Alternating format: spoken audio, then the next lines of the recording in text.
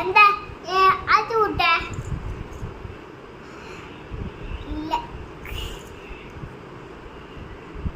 குழந்தை குழந்தை அழுத